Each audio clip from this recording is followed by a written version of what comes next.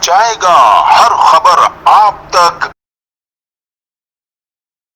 कारकुनों की वापसी की फोटेज दिखाने पर जियाले आपे से बाहर हो गए। जियालों ने समर टीवी की रिपोर्टर को धक्के दिए और जदोकॉप किया। मीडिया की आज़ादी का नारा लगाने वालों ने मीडिया को ही तशद्दुद बनाने का निशान बनाया। सूरत हाल देखने के बावजूद पुलिस और कानून नाफिज करने वाले इदारे बेबस। पीडीएम की क़यादत के खिताब कबल ही आवाम जाने लगी। सच क्यों दिखाया, जियालों का सवाल। समर टीवी की रिपोर्टर पर तशद्दुद के बाद कवरेज करने वाले सहाफ़ियों में खौफ। दीगर चैनल सहाफ़ियों को कारकुनान ने लग़वियात भी बकी। पीपी के कारकुनान मखसूस चैनल के सहाफ़ियों को पंडाल में तलाश कर रहे हैं। राबिया नाज़, CNBC सिटी न्यूज़, कराची।